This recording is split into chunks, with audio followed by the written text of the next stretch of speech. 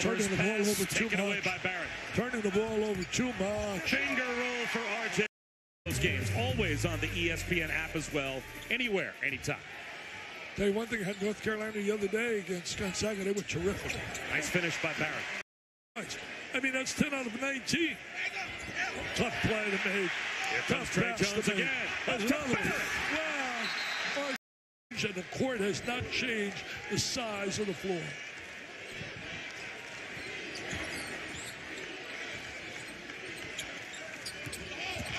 RJ Barret. He's been off tonight. That might get him. Culver picked up his dribble and forced one up. Yeah, Forster should drive the ball. A scramble for it. Duke's got it. RJ Barret. Euro step crossover. Terrific. Culver. Tariq Owens. No good. Made a good drive, just didn't finish. Didn't finish. RJ Barret. That is good. He can finish.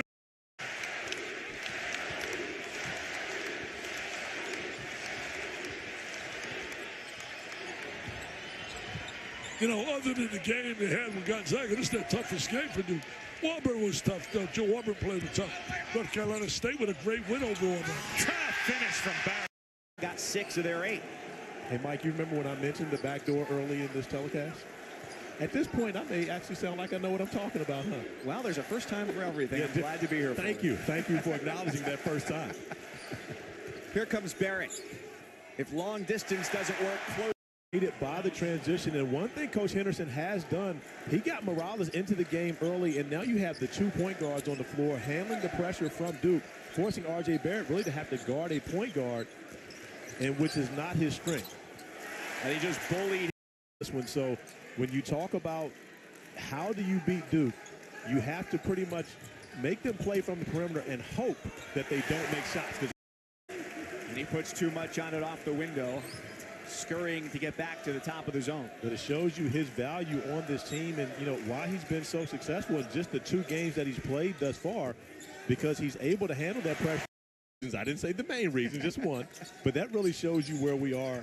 You talk about RJ and Zion about, of course, but 14 field goal attempts for 13 points. And his, as you analytics people would like to talk about, efficiency not so great in the first half. We all use. If you go into halftime not having made one, you know you want to see that basketball go through the hoop sometime early in the second half. I just saw this great make you become. And certainly Coach K feels he's a great teammate. It's just robbery from Reddish, and Barret flies down the floor. Shooting classes time and time again. This year it's about pressure defense and transition basketball, and of course a number of highlights when they get to the rim.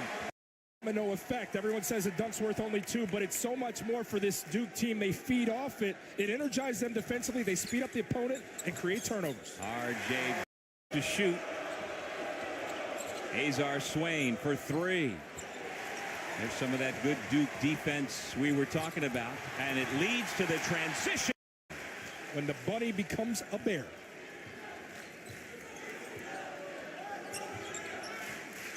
Barret over Oni for 3. Got 10. This is the largest lead so far, and another poke away by White. Once again a run out, and Barret lays it in. Out, but how he manages this team of stars, he is the straw that stirs the drink.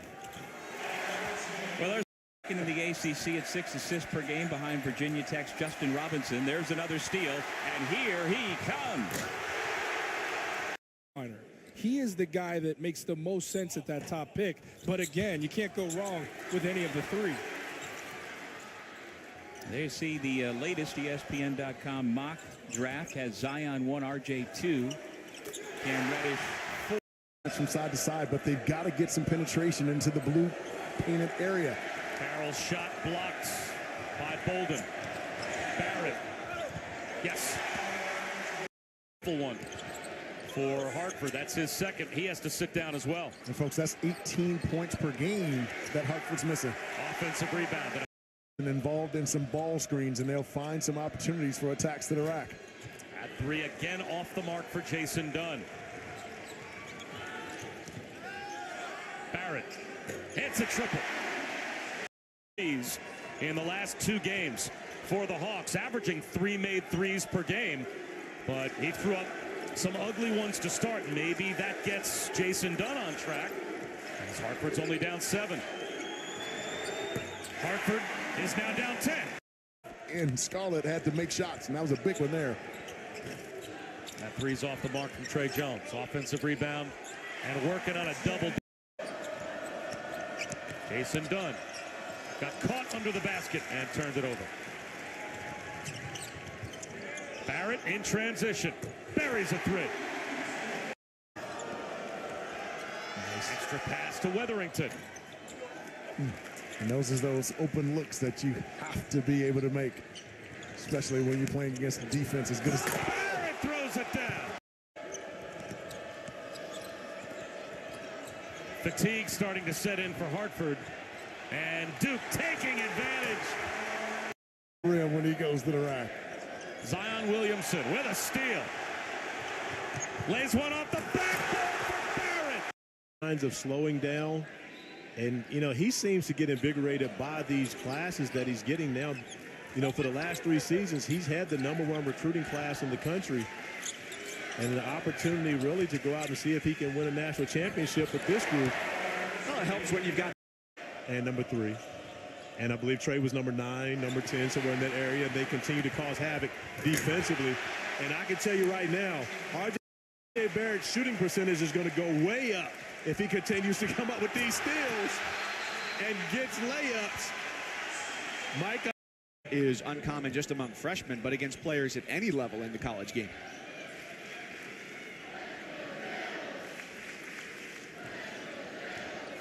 (63-27). Duke at 6-1, number 3 in the country.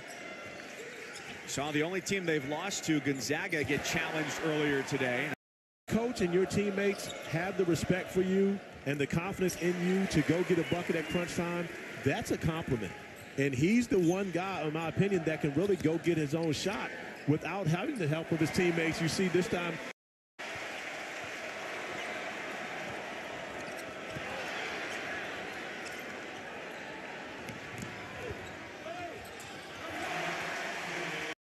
From the opposition, there's Jones getting into the defense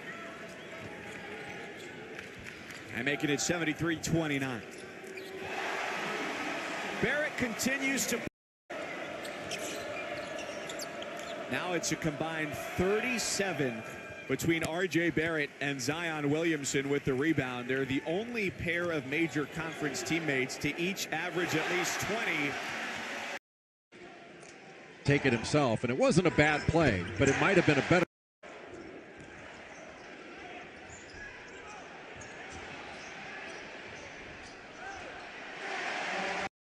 Archie Miller talking to his team about that during the last timeout, but also really getting on them about the 50-50 balls and going after everyone, boxing out and rebounding. He said you have to make contact on every single shot. You have to start getting those second chance points. Eyes are on him. Yo. Yo. It's classic. That's timeless. We'll do that. You know, we're just hanging out. I just say, yo. To that. This is a big 2-minute stretch for Indiana. If they can get a couple of stops and a couple of scores, and then go by Juwan Morgan.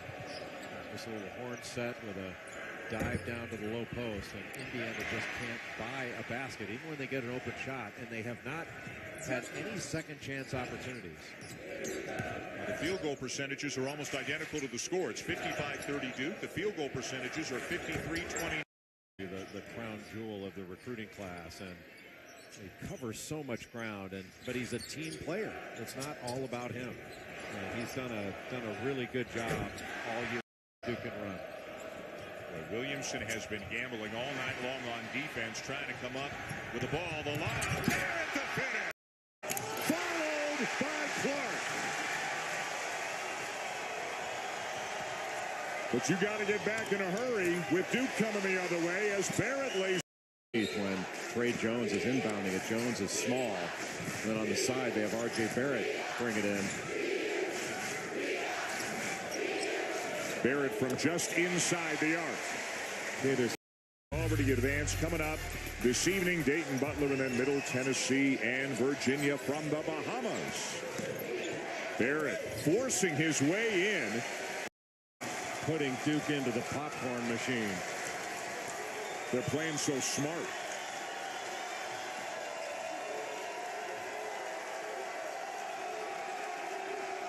Williamson should have just taken Perkins into the post. Being guarded by Josh Perkins, that's advantage Duke. Barret with a much needed, known as a budding star. Blocked by Petrosev. And sticking with it on wire to wire in this game. Crandall's open. Barret down with the rebound. Start wondering about Gonzaga's legs on those deep shots. Boy, when he gets going, he doesn't stop. From the basket. And Jones doing a good job denying the ability for Perkins to get the ball, and Hachimura turns it over. Barret! Brown gets an open look at a three, in and out, and the rebound down to Williamson, and here come the Blue Devils. Boy, what a move to start the game by Bryce Brown. Just didn't make the open shot. Barret with a drive and lays it in. This year in almost 20 years, and an experienced team. Brown misses again. Remember, he started off slowly against Xavier. He is going to keep shooting. R.J. Barret finds some foul issues as well as we start the second half. Bolden with another block. And here comes Duke 4-on-1. Barret got it off in time. McLemore can't tap it home, and it's Barret off to the races. Saying, well, if we're going to play it, we might as well win it. Down to 7, Jay. And when they don't have to take the ball out of the net, when they get a stop, it's a heck of a lot easier to get a good shot on the other end. Auburn playing through some foul trouble in the second half as well, and they have narrowed the gap a bit. Barret, deflections, those sorts of things. He's been doing all of that so far this year for Duke. He's terrific against San Diego State. He had 12 points, 8 rebounds, defended really well. That's the third time that I think. Fined by Watson. And Jeremy Hemsley was coming off the bench last year after starting his first 2 years, and he scored over 1,000 points in his career. A really good player. He's got an unorthodox stroke, but he's consistent with that unorthodox stroke. San Diego State playing out of the Mountain West Conference, picked second in that league this year behind Nevada. As this week, he was here 16 years ago on his honeymoon, and he was a high school official. One of the officials here went down, and Hank Nichols, the supervisor of officials here, called him and said, "Suit up, we need you." And it started an excellent career in college officiating. I don't think his new wife was that happy about it.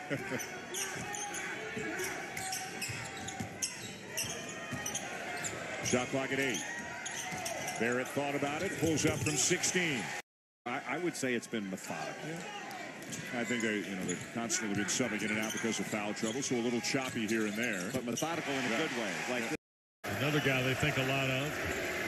Lost it on the dribble, turned over. Reddish, Barret, R.J. on the drive. That's the one thing. Yep, what single digits on the shot clock.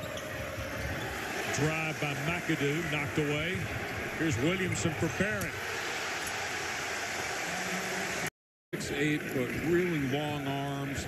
And you saw that play happen as a result of with no defender coming in. Guy had a pump fake, the shot clock goes off. Barret through traffic against the zone. Ellison, Torrey, and stripped of it by Bolden. Biggs running the floor again for Coach K. Here's Barret. And he'll score in front. There may be times that, early on where some of the older guys might be reticent to say something to Zion Williamson or to Cam Reddish or to R.J. Barret. Yeah. Well, that's one of the points I thought you made earlier about White and DeLaurier. There's Barret. Look at that turn in the lanes. That's a nice shot. I can see where Paul Jackson causes a problem to Mac, Mike. No, he's and finishes. Long three, O'Connell rimmed out. Barret the follow. Duke's had 14 dunks tonight, by the way. Here's Barret, a step back. Indiana ties the game at 7. Did not start in their first game against Marist. Had only practiced 3 times before that game, coming off an ankle injury. Doug, I think it is. I think it's the greatest leadership institution in the world for developing leaders. Don't tell David Robinson, who's in the house today, but it's a special. Now as a team, Army 4 of 8. Duke is 5 of 10 collectively on three-pointers. 3 of those made by Cam Reddish. Williamson spins into the lane, kick to the side, triple again. Finally. He could put that ball through the basket.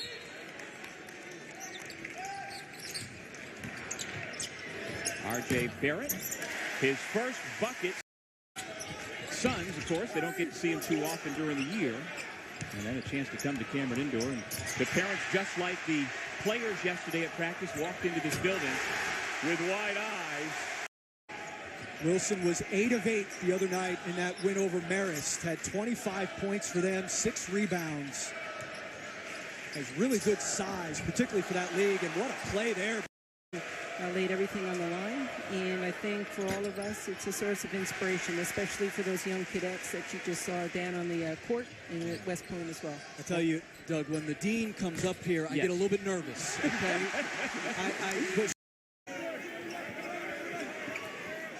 Higgins up with a 3. And a rebound in traffic by Barret. He can do this as well. He's very comfortable bringing the ball up the court. The lefty tries to finish and ball. Well, Kentucky fortunate there, got beat to a loose ball. Could have cost him a bucket. And now a turnover. Barret and Williamson in transition. Barret! He'll make all the little plays like he did on the steal before that led to the Williamson dunk. White is another guy, Mike Krzyzewski says, had a great summer. They're looking for him to have a bigger role this year than he did last year. A 2-3 zone right now by Kentucky. Just to see keep Duke out in the lane, making sure. Kentucky struggling just to make passes and get a decent look. Nice drive there, as you said, by Keldon Johnson, who remains most of the offense. Well, if they're strong with the ball, Kentucky's going to be able to score points. The question is, can they get some stops? Barret. Right after. He says something like, would you like to be a part of something like this in a couple of years? Quickly, too strong. White with another rebound for Duke. Well, he's done a nice job sticking his nose in there and rebounding on the defensive end. He's got 5. Barret. It's a point of emphasis. Williamson.